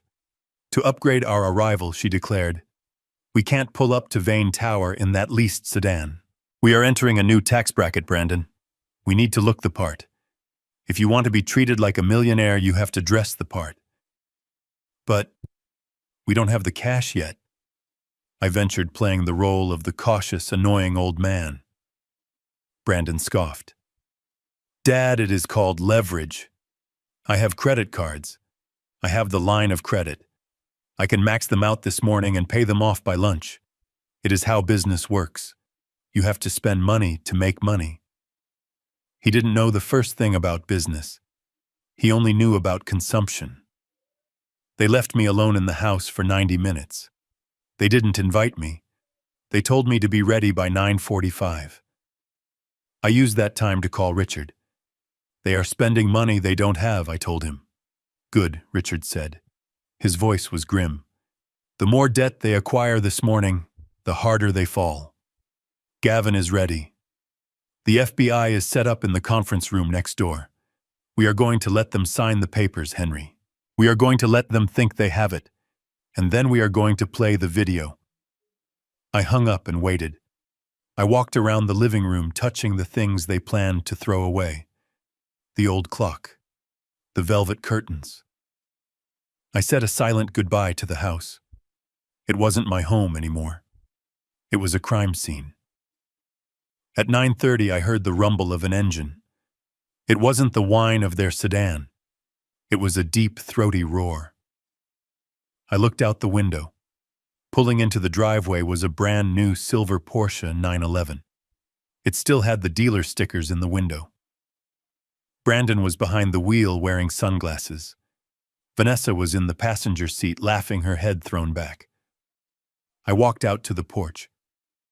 Brandon got out of the car, slamming the door with a satisfying thud. He patted the hood like it was a loyal dog. "What do you think, Dad?" he asked, spinning the keys on his finger. "Zero down, high interest, short-term loan. The dealer practically begged me to take it when I showed him the email from Gavin." "It is very fast," I said. "It is a beast," he corrected me. "And look at this." Vanessa stepped out.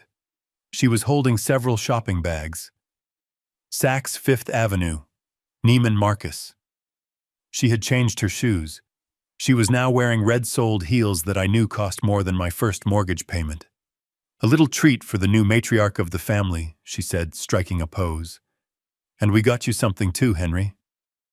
She tossed a small bag at me. I caught it. Inside was a tie. A cheap polyester tie in a garish shade of yellow. "For the meeting," she said. "You need to brighten up.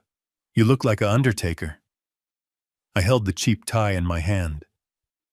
They had spent thousands on themselves, leveraged against money that didn't exist, and bought me a $10 tie. It was perfect. It was the final insult I needed to steal my heart. "We should go," Brandon said, checking his new watch. "Another purchase, I assumed. We don't want to keep the money waiting." I climbed into the back seat of the Porsche. It was small, cramped. I had to fold my legs awkwardly. Brandon revved the engine, peeling out of the driveway, leaving tire marks on the pavement. As we drove toward the city, they talked over each other, their voices high with adrenaline. "We should book that trip to the Maldives," Vanessa said. "First class." "I am done with Coach, and I am going to quit the firm on Monday," Brandon added. "I am going to start my own consultancy. With this capital, I can finally be my own boss. No more answering to idiots." I sat in the back, silent. I clutched my briefcase tight against my chest. Inside was the iPad. Inside was the truth. They were talking about the future. I was thinking about the past. I was thinking about the day Brandon was born.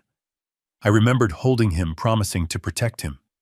And in a twisted way, that is exactly what I was doing. I was protecting him from becoming a monster. But the only way to kill the monster was to let it starve. We pulled up to Vane Tower. The glass building pierced the sky, gleaming in the morning light. "Here we go," Brandon said, turning off the engine. "The first day of the rest of our lives." He was right. But he had no idea just how short that life was going to be. We walked into the lobby. The security guard nodded at me. He knew who I was. He knew Beatrice. I saw a flicker of sadness in his eyes, but he remained professional. Brandon marched past him like he owned the building. "Penthouse," Brandon told the receptionist. "We are expected." We rode the elevator up. The silence in the metal box was thick. Brandon was tapping his foot. Vanessa was checking her makeup in the mirrored wall. I stood in the corner, the ghost in the machine. When the doors opened, the hallway was quiet. Too quiet. Usually there were phones ringing, assistants bustling. Today it was empty.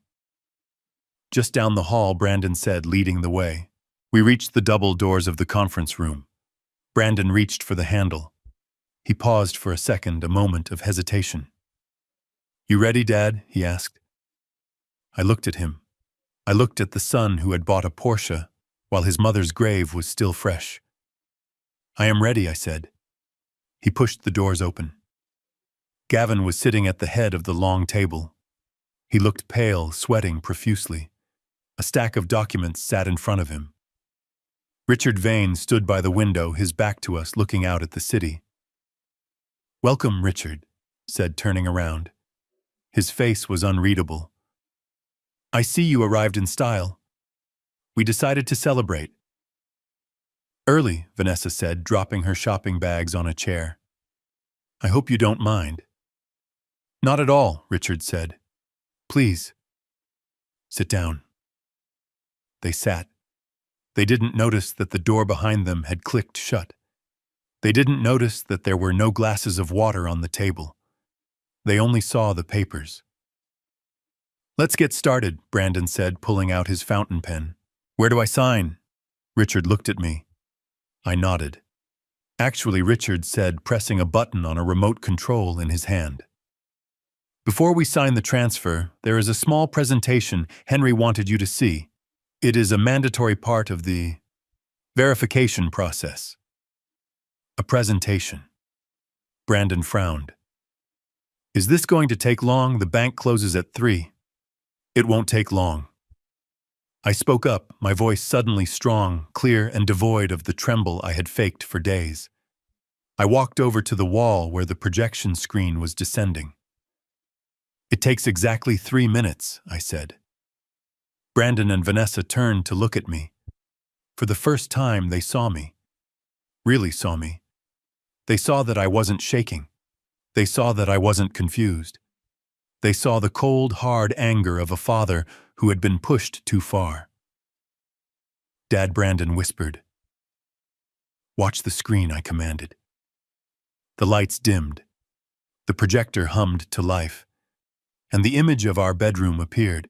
The elevator ride to the 45th floor was the longest ascent of my life, while the digital numbers on the display ticked upward, counting down the seconds to their destruction. Brandon and Vanessa were vibrating with an energy that was almost radioactive. They were high on the fumes of a fortune they had not earned and would never touch. Vanessa adjusted her oversized sunglasses, checking her reflection in the polished brass doors. She smoothed the fabric of her white dress, a garment that cost more than Beatrice and I used to spend on groceries in 6 months.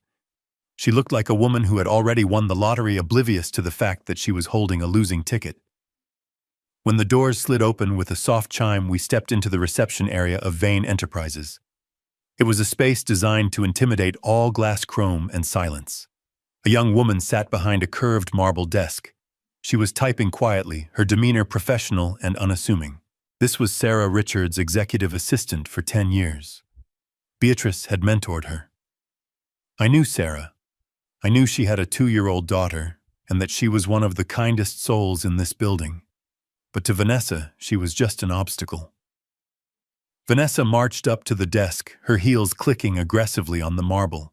She didn't say hello. She didn't introduce herself. She simply tapped her manicured nails on the stone surface, demanding attention. "We are here for the meeting with Mr. Vane," Vanessa announced, her voice echoing in the quiet room. "And I would like a coffee. Espresso. Double shot. And make sure it is hot this time. The last time I was in a place like this, the girl brought me lukewarm sludge."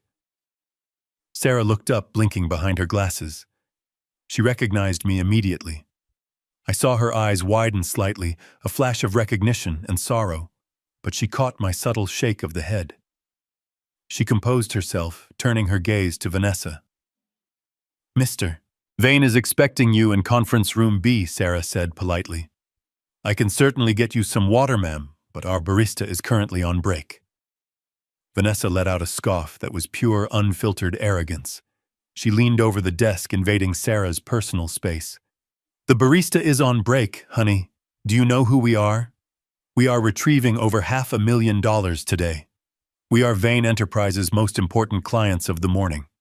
I don't care if you have to brew it yourself or run down to the street. Get me my coffee, and get one for my husband. He needs to be sharp to count all that money." Brandon chuckled, stepping up beside her. "Yeah, chop chop, sweetheart. We don't have all day." I stood back watching this display of entitlement. It was the final confirmation. If I had held any lingering doubt, any shred of fatherly guilt about what was going to happen in the next 10 minutes, it evaporated right there. They treated people like furniture. They treated kindness like weakness. They were rot, and rot had to be excised. Sarah looked at me again. I gave her a small, sad smile. "I will see what I can do," Sarah said quietly. "Please go right in." Vanessa flipped her hair, turning away without a thank you. "Come on, Henry," she snapped at me. "Try to keep up. Don't drag your feet. We need you to look alive for at least another hour." We walked down the long corridor lined with abstract art. The walls were glass, offering a panoramic view of Chicago. The city looked small from up here, insignificant. That was how they felt about everyone else. Small. We reached the double doors of Conference Room B. They were made of frosted glass, opaque and imposing. Brandon reached out and pushed them open. The room was freezing. That was the first thing I noticed. The air conditioning was cranked down low, chilling the sweat on my skin. In the center of the room was a long table made of dark walnut wood. At the far end sat Gavin Mercer. My lawyer looked like a man who was waiting for the executioner. He was pale, his skin having a gray, clammy sheen. He was sweating despite the cold. He had a stack of files in front of him, but his hands were gripping the edge of the table so tightly his knuckles were white. He didn't look up when we entered. He just stared at the wood grain trembling slightly. Richard Vane was standing by the window, his back to us. He was looking out at the skyline, his posture rigid. "Mr. Vane," Brandon called out, striding into the room with his hand extended. "Good to see you again. Thank you for setting this up so quickly." Richard turned slowly. He didn't take Brandon's hand. He didn't smile. His face was a mask of stone. "Sit down," Richard said. His voice was low, devoid of the warmth he usually showed. Brandon faltered for a second, his hand left hanging in the air. He pulled it back, wiping it on his pants. "Right. Down to business. I like that." They sat on one side of the table. Vanessa threw her shopping bags onto an empty chair, the logos of luxury brands facing outward, as if to announce their status. I sat opposite them next to Gavin. I placed my briefcase on the table. So Vanessa began, unable to contain herself. "Where is it? Is it a wire transfer or a cashier's check?" "We prefer a wire, obviously. It is faster." Richard walked over to the head of the table. He pressed a button on the console built into the wood. Behind us, the heavy glass doors clicked. It was a mechanical, final sound. The electronic locks engaging. Brandon turned around, startled. "Why did the doors lock? Security protocol," Richard said smoothly. "When we deal with high-value asset transfers, we seal the room. No interruptions." "Oh," Vanessa said, relaxing instantly. "Very James Bond. I like it. It makes me feel rich already." She turned back to Gavin. "Okay, Gavin. Let's see the paperwork. Hand it over." Gavin didn't move. He didn't speak. He just kept staring at the table, a bead of sweat rolling down his temple. Gavin, Brandon asked, leaning forward. "Are you okay? You look like you are going to be sick." "Gavin is fine," I said. My voice cut through the room. It wasn't the voice of the confused old man anymore. It was clear. Steady. Brandon and Vanessa both turned to look at me. They frowned, sensing a shift in the atmosphere, but unable to place it. Dad, Brandon asked, "Why do you sound like that?" I reached into my pocket and pulled out the earpiece Richard had given me. I placed it on the table. Then I pulled out the bottle of placebo pills and set it next to the earpiece. "Sound like what, Brandon?" I asked, meeting his gaze. "Like a man who knows exactly what you did." Vanessa laughed, but it was a nervous, brittle sound. "What are you talking about?" "Henry. Stop being weird." "Gavin, give us the papers." We have a lunch reservation at noon. There are no papers, Gavin whispered. His voice was so quiet, it was barely audible. What Vanessa snapped. Speak up. There is no money. Gavin said louder, finally looking up. His eyes were red, terrified. There is no offshore account. There is no $500,000. It was a lie. The room went dead silent. You could hear the hum of the ventilation system. A lie. Brandon stood up, his chair scraping loudly against the floor. What kind of sick joke is this? We bought a car. We spent $20,000 this morning. What do you mean there is no money? Sit down, Brandon, Richard commanded. His voice boomed across the room. Who do you think you are talking to? Vanessa screamed, standing up to join her husband. This is entrapment. This is fraud. I am going to sue you. I am going to sue this entire company. Come on, Brandon. We are leaving. Grab your father. We are putting him in that home tonight. She turned to the door. She marched over and grabbed the handle. She pulled. It didn't budge. She pulled again, rattling the glass. Open this door, she shrieked. I told you, Richard said calmly. Security protocol. No one leaves until the transaction is complete. But there is no transaction, Brandon yelled, his face turning a blotchy red. You just said there is no money. Oh, there is a transaction, I said. I opened my briefcase. I took out the iPad. I walked over to the console where Richard was standing. We are not here to transfer money, I said, plugging the iPad into the system. We are here to transfer responsibility. I looked at my son. He looked confused, angry, and scared. He looked like a child who had been caught stealing, but he still didn't understand the magnitude of his crime. You wanted to know about Beatrice's legacy, I said. You wanted to know what she left behind. She left the truth. I pressed the button on the console. The blinds on the windows automatically lowered, plunging the room into a gray twilight. A large projection screen descended from the ceiling at the far end of the room. What is this? Vanessa whispered, backing away from the locked door. What are you doing? I am showing you the cost of your greed, I said. The screen flickered to life. The date stamp appeared in the corner. December 20th, 2:14 p.m. The image of our bedroom filled the wall. The image of Beatrice alive, reading her book. The color drained from Vanessa's face so fast, she looked like a corpse. She put her hand over her mouth. No, she breathed. Yes, I said. And then the video began to play. The first image that flickered onto the massive screen was not a bank statement or a routing number. It was the interior of my kitchen from exactly 24 hours ago. The angle was high and wide, capturing the entire room in brutal clarity. On the screen, I saw myself spilling the coffee. I saw the brown liquid spreading across the table. But more importantly, I saw Vanessa's face. The camera captured the twist of her lip, the sheer, unadulterated hatred in her eyes as she screamed at me. The audio filled the conference room, amplified by the surround sound speakers. Vanessa's recorded voice was shrill and piercing. You are a danger to yourself. I am making the call. You will spend the rest of your life staring at a beige wall.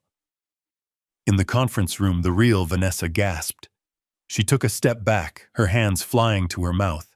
She looked from the screen to me, her eyes wide with a mixture of confusion and dawning horror. That is illegal, she stammered, her voice trembling. You recorded us. You can't do that.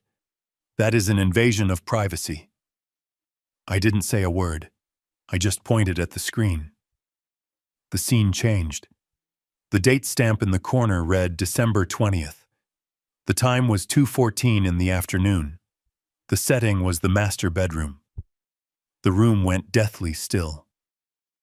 Brandon, who had been staring at the floor, slowly lifted his head. He recognized the date. He recognized the room. On the screen, Beatrice was lying in bed. She looked frail but peaceful. Then the spasm hit her. The speakers played the sound of her gasping for air, a wet, desperate sound that made my own lungs constrict. Then the door opened. On screen, Vanessa walked in. She was wearing her green workout gear.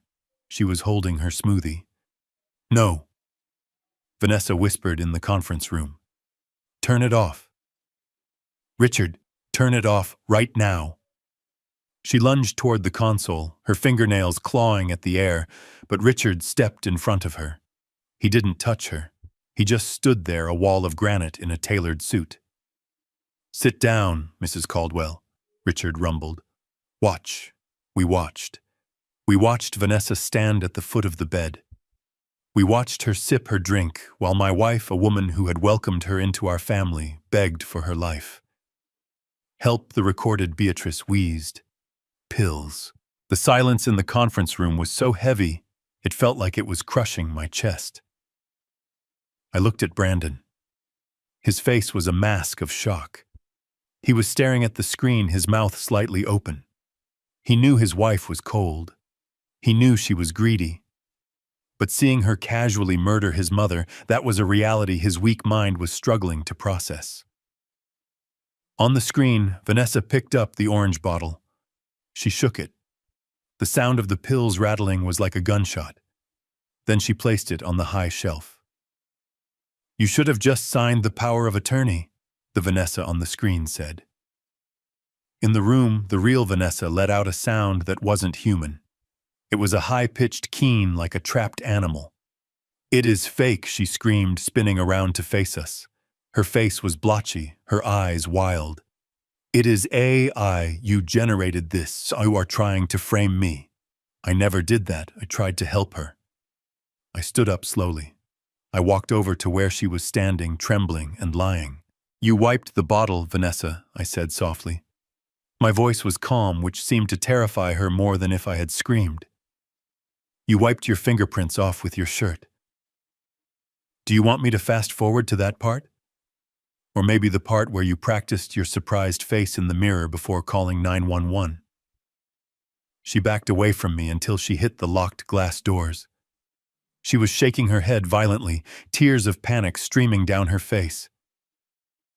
"Brandon," she shrieked, "do something.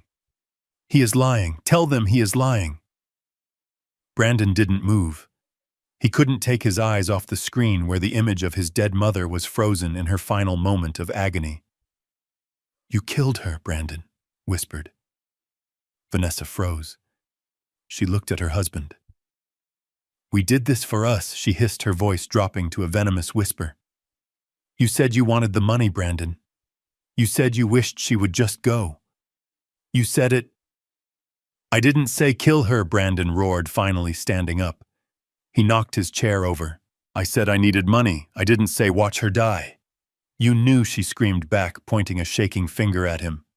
"You knew I was going over there. You knew I hated her. Don't you dare play the innocent victim now. You spent the money before we even had it." I watched them turn on each other. It was inevitable. Rats always eat each other when the ship starts to sink. "There is no money, is there?" Vanessa asked, turning back to me. Her eyes were darting around the room, looking for an exit, looking for a weapon, looking for anything. "There never was," I said. "There is no offshore account. There is no $500,000. The only thing in that briefcase is the evidence of your crimes. You tricked us," she spat. "You lured us here." "I gave you a choice," I corrected her. "I gave you a chance to be decent. I asked you to clean up a coffee stain. I asked you to show kindness. You chose the nursing home. You chose greed." I looked at the screen one last time at Beatrice's face. "You wanted the house, Vanessa. You wanted the lifestyle. Well, you are going to get free housing for the rest of your life. But I don't think you will like the roommates." Vanessa threw herself at the glass doors. She pounded on them with her fists, screaming for help. "Let me out! Help! I am being held against my will!" She grabbed a heavy crystal vase from the sideboard and raised it, intending to smash the glass. "That is enough," Richard said. He pressed another button on the console. The frosted glass of the conference room doors cleared instantly, becoming transparent. Standing on the other side were not secretaries. Standing there with their badges visible and their hands resting on their holsters were 4 federal agents. Vanessa dropped the vase. It shattered on the floor, sending crystal shards skittering across the carpet. She stood amidst the wreckage of the vase and the wreckage of her life, her chest heaving, her mouth opening and closing, but making no sound. The trap had snapped shut. The bait had been taken.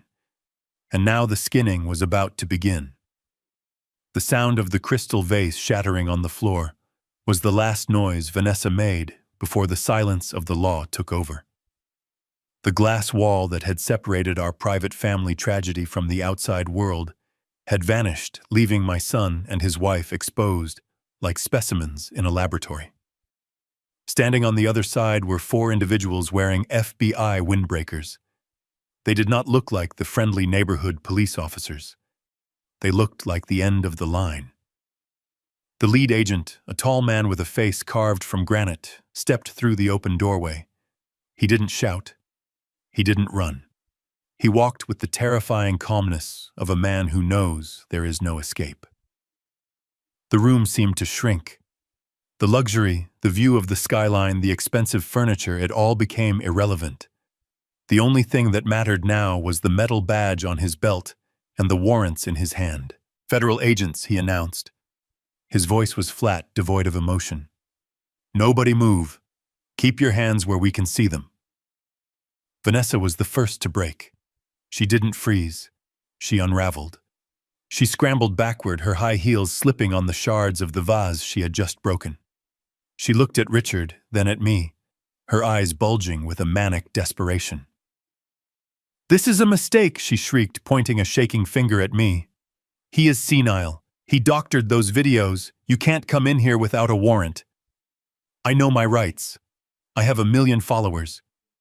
You can't touch me." The agent didn't even blink. He signaled to the female agent behind him. She moved with efficient speed, closing the distance to Vanessa in 2 strides. She spun Vanessa around, grabbing her wrist with a practiced grip. "Vanessa Caldwell," the lead agent read from a paper in his hand, "you are under arrest." "For what?" Vanessa screamed, thrashing, as the cold steel of the handcuffs clicked around her wrists. "I didn't do anything. I am a victim here." The agent looked at her, and then he began to read the list. It wasn't just a list of crimes. It was a eulogy for her life. "You are being charged with conspiracy to commit wire fraud. You are being charged with attempted grand larceny involving the assets of Henry Caldwell. You are being charged with violation of the Federal Elder Justice Act for the attempted coerced institutionalization of a senior citizen." Vanessa was sobbing now. Great heaving gasps of air. "But I didn't buy the dress," she wailed. "I didn't sign the loans, that was Brandon." The agent wasn't finished. He took a step closer to her. "And based on video evidence secured this morning, you are being charged with negligent homicide and depraved heart murder in the 2nd degree regarding the death of Beatrice Caldwell." The words hung in the air like smoke. Murder. It wasn't just neglect anymore. It was official. It was federal. Brandon, who had been paralyzed in his chair, suddenly lunged forward. He didn't lunge at the agents. He lunged at me. He fell to his knees, crawling across the carpet, ignoring the agents who were moving to intercept him. "Dad!" He cried out, tears streaming down his face. "Dad, please, you have to tell them I didn't know, I swear to God. Dad, I didn't know she withheld the pills. I just wanted the money. I didn't want Mom to die." I looked down at my son. He was clutching the leg of my trousers, the expensive fabric bunching in his fist. He looked pathetic. He looked like the little boy who used to hide behind my legs when it stormed. But that little boy was gone. This was a man who had stood by and let his wife call his father a waste of space. "Get up, Brandon," I said. My voice was quiet, but it cut through his sobbing. "Dad, tell them I am innocent." "You are not innocent, son," I said, looking him in the eye. You are just as guilty. You watched her die on the replay, and you worried about yourself. You drove a car bought with stolen credit to a meeting to steal my house. You are not a victim. You are an accomplice. 2 agents hauled Brandon to his feet. He didn't fight them. He went limp, his body sagging as the reality of his future crashed down on him. The Porsche, the consulting firm, the Maldives, it all dissolved, replaced by a 6x8 concrete cell. And Mr. Mercer, the lead agent, said, turning his attention to Gavin. Gavin was still sitting at the table. He hadn't moved. He had placed his hands flat on the wood, palms down. He knew the game was over. He was a lawyer. He knew exactly how much jail time was in this room. I will cooperate. Gavin whispered, his voice trembling. I have files. I have emails. Vanessa forced me. She threatened to expose my... Save it for the judge, Mr. Mercer, the agent said, nodding to his partner. They cuffed Gavin. The 3 of them, the unholy trinity that had tried to dismantle my life, were now lined up against the wall. Vanessa was still screaming about her followers. Brandon was weeping, staring at the floor. Gavin was hyperventilating. Richard Vane walked over to me. He put a hand on my shoulder. It is done, Henry, he said softly. I looked at them one last time. I felt a strange sensation in my chest. It wasn't joy. It wasn't happiness. It was the feeling of a heavy weight being lifted, leaving a sore, empty space behind. Officer, I said to the lead agent. Yes, Mr. Caldwell, make sure they get a call, I said. But tell them they can't call me. I have a garden to tend to. The agents began to march them out. As they passed me, Vanessa lunged one last time, spitting in my direction.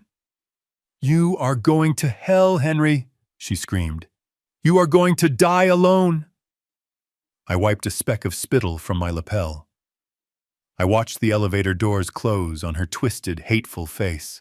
I might die alone, Vanessa, I whispered to the empty room. But I will sleep with a clean conscience.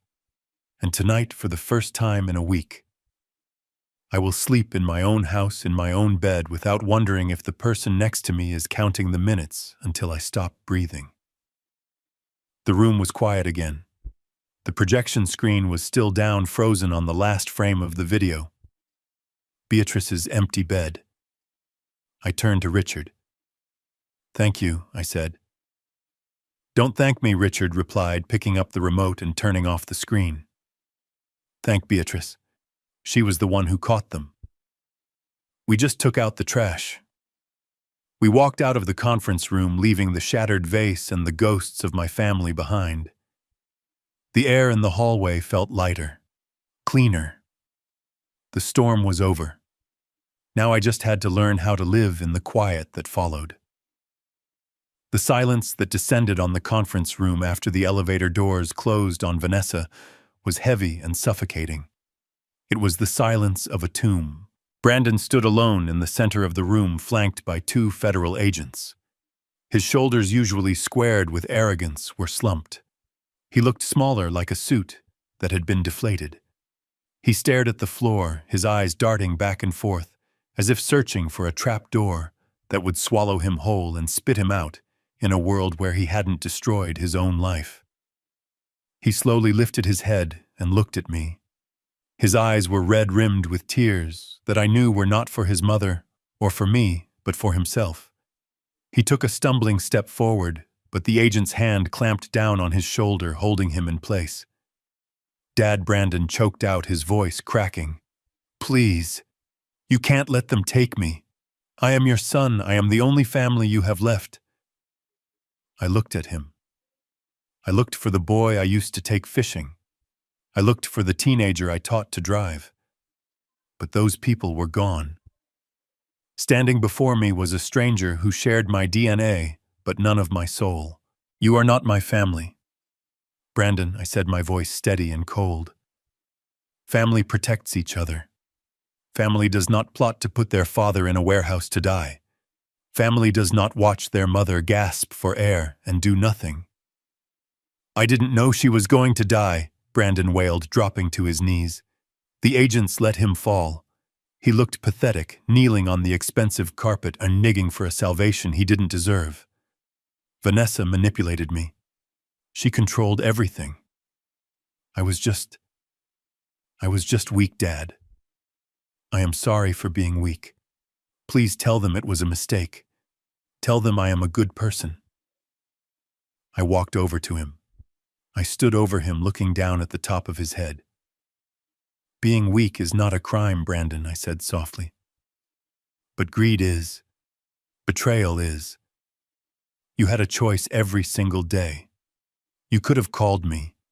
You could have told me about the debt. We would have figured it out.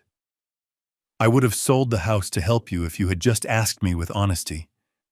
But you didn't want help. You wanted a shortcut. You wanted to skip the hard work and go straight to the reward.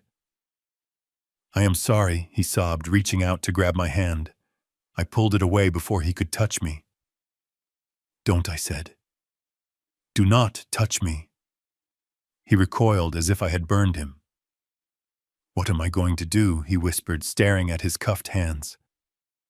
I have nothing. She spent all the money. I have massive debt. I have no home. I have nothing.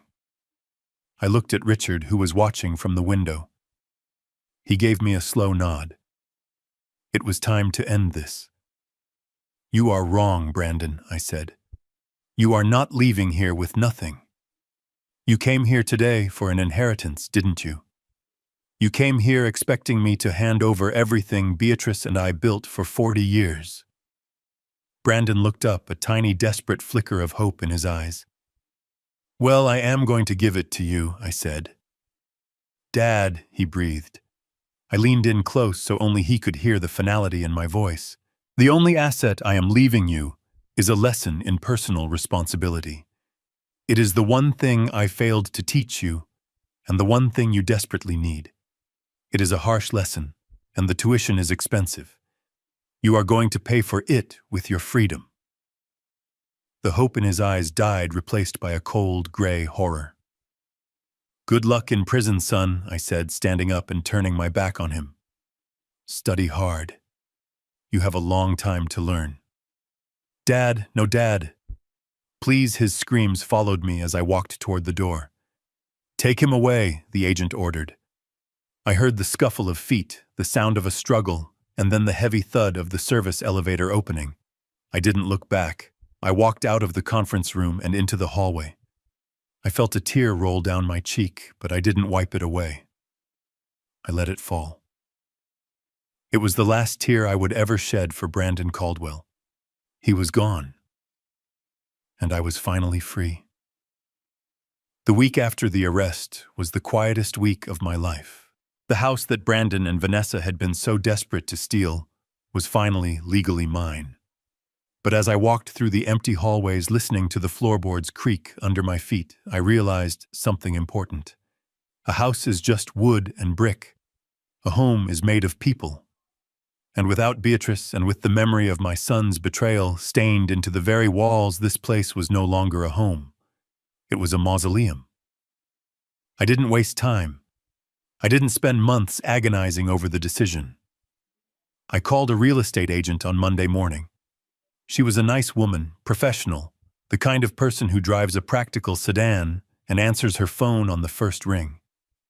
When she walked in, she started talking about staging the furniture and waiting for the spring market to maximize the value. She talked about curb appeal and bidding wars. I stopped her in the middle of the living room. I told her I didn't care about the market. I didn't care about the highest bid. I wanted it gone. I wanted to hand over the keys and never look back. I told her to list it for a price that would make it sell in 24 hours. She looked at me like I was crazy. She told me I was leaving $200,000 on the table. I told her that peace of mind was worth more than money. We sold it 3 days later to a young couple. They were expecting their first child. I saw the way the husband looked at his wife with genuine protection and love, not the predatory hunger I had seen in Brandon's eyes. When I handed them the keys, I felt a physical weight lift off my chest. I left the furniture.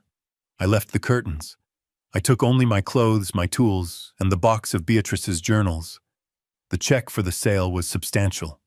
Combined with the insurance payout and the savings Richard had helped me recover, I was technically a wealthy man. I stared at the bank balance on my phone screen. It was just a number.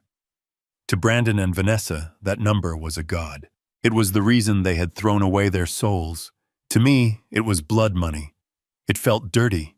I couldn't spend it on a vacation. I couldn't buy a new car with the money that had essentially cost my wife her life. So I went back to Vane Tower. I sat in Richard's office, the same office where we had sprung the trap. The projection screen was up. The room was bright. "I want to give it away," I told Richard. He didn't try to talk me out of it. He didn't tell me to invest in stocks or buy a condo in Florida. He just nodded because he understood. We set up the trust that afternoon. We called it the Beatrice Caldwell Foundation. But I didn't want it to be just another charity that throws gala dinners and pats itself on the back. I wanted it to be a weapon. I wanted it to be a shield for people like Mipu. We designed the mission statement together. The foundation would provide free, high-quality legal aid to elderly people facing financial abuse from their families. It would pay for private investigators to uncover fraud. It would pay for emergency housing for seniors who had been kicked out by their own children. It would be the protector that I wish I had from the beginning. Signing the transfer documents was the most satisfying moment of the entire ordeal. I watched the millions of dollars drain from my account and flow into the foundation. I wasn't losing money. I was buying justice. I was making sure that what happened to Beatrice would not happen to anyone else, not if I could help it. Richard looked at the signed papers and then at me. "You know, Henry," he said, "Beatrice would be proud. She was always the one who wanted to save the world. You are finally finishing her work." I didn't cry. I had no tears left. I just felt a fierce, burning purpose. I hired Sarah, the receptionist Vanessa had insulted, to run the daily operations. I paid her double what she was making at the front desk. She had cried when I offered her the job. She told me she had been saving for a house for her daughter. I told her that good people deserve good things. I kept enough for myself to live simply. I rented a small cottage near the lake. It has one bedroom and a porch where I can watch the sun rise. It is small. It is quiet. But it is clean. There are no cameras hidden in the walls. There are no secrets. The last thing I did before leaving the city was to stop by the courthouse. I filed the paperwork to ensure that the foundation would run in perpetuity. Even after I am gone, the money will keep fighting. The house that greed built was gone. In its place, I had built a fortress of justice. And every time the foundation wins a case, every time we stop a greedy child from stealing a parent's dignity, it will be like Beatrice sending a little message from the other side. A message that says you can steal the money, but you can never steal the truth. 6 months later, I stood in a room that smelled of bleach and despair. It was the visitation center of the state correctional facility. I was not there because I missed my son. I was there because I needed to close the final door. When Brandon walked in, he was wearing an orange jumpsuit that hung loosely on his frame. He had lost weight. His hair, usually styled with expensive gel, was shaved close to his scalp. He sat down on the other side of the thick plexiglass and picked up the phone. I picked up mine. "Dad," Brandon said, his voice crackling through the receiver. "You came. I knew you would come." He didn't ask how I was. He didn't ask about the foundation. He leaned in close to the glass, his eyes darting around nervously. "Dad, you have to get me a better lawyer," he whispered. "The public defender is useless. Vanessa is trying to pin everything on me. She says I masterminded the whole thing. You have money now, right? I saw the news about the house sale. You can hire the best defense team in the city. You can get me out on an appeal." I looked at him. Even in prison, even after everything, he still saw me as a wallet. He didn't see a father. He saw a resource to be exploited. "I am not here to hire a lawyer, Brandon," I said calmly. "I am here to say goodbye." "Goodbye." Panic flared in his eyes. "What do you mean?" "You can't leave me here. It is hell in here, Dad. The food is inedible. The other inmates, they scare me. I don't belong here." "You belong exactly where you are," I told him. "You are right where your choices led you." "But I am your son," he shouted, hitting the glass with his fist. A guard stepped forward, but Brandon waved him off. "Dad, please. Just $5,000 for the commissary, for protection. I am begging you." I slowly reached into my pocket. Brandon's eyes lit up. He thought I was pulling out a checkbook. Instead, I pulled out a photo. It was a picture of Beatrice, not the one from the funeral, but a candid one I took years ago where she was laughing in the garden, her hands covered in soil. I pressed it against the glass. "Do you remember her?" I asked. Brandon blinked, looking at the photo. "Mom, she is the reason I am not helping you," I said. "Every time I think about writing a check, I think about her gasping for air while you checked your sports betting app. Every time I feel a pang of guilt, I remember that you planned to put me in a place far worse than this just so you could buy a Porsche." I put the photo back in my pocket. "I donated the money, Brandon. All of it. The house money, the insurance, the savings. It is all gone. It is helping people who actually deserve it." "You did what," he whispered, his face going pale. "You gave away my inheritance." "It was never yours," I said, standing up. "It was ours, and now it belongs to the world." I hung up the phone. Brandon started screaming. He was slamming the receiver against the metal box, yelling that I was crazy, that I was cruel, that I owed him. I didn't hear a word. The glass was soundproof. I watched him mouth the words silently, a pantomime of greed and rage. I turned my back on him. I walked toward the exit door. I felt a lightness in my chest that I hadn't felt in years. The cord was cut. The weight was gone. I walked out of the prison and into the bright, blinding sunlight of the parking lot. I climbed into my truck. It wasn't a new truck. It was the same Ford I had driven for 10 years, but today it felt like a chariot. I rolled down the windows, letting the fresh air flush out the smell of the prison. On the passenger seat sat a framed photograph of Beatrice.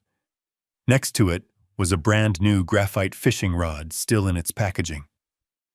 I reached over and touched the photo. "We did it, Bé," I said. "It is finished." I started the engine. The rumble of the motor was a comforting sound. I wasn't going back to the city. I wasn't going back to the shadows of the past. I had rented a cabin 3 hours north, up near the Canadian border, where the lakes were cold and deep, and the phone signal was weak. I pulled out onto the highway heading west. The sun was beginning to set, painting the sky in streaks of purple and gold. I checked the rearview mirror one last time. The prison was shrinking in the distance, becoming nothing more than a gray smudge on the horizon. I smiled. For the first time in a long time, I wasn't Henry the victim. I wasn't Henry the widower. I was just Henry. I had a full tank of gas, a good fishing rod, and a clear conscience. They say that revenge is a dish best served cold. But I have learned that justice is not about revenge. It is about restoring balance. It is about protecting the things that matter. Love, loyalty, dignity. And sometimes the only way to protect those things is to be willing to burn down the weeds that threaten to choke them. My name is Henry Caldwell. I am 68 years old, and my life is just beginning. If you have ever had to cut toxic family out of your life to save yourself, let me know in the comments below. It is a hard road, but I promise you the view from the other side is worth it. Don't forget to like and subscribe for more stories of justice and truth. Stay strong, stay vigilant, and never let anyone make you feel like you are worth less than you are. See you in the next story.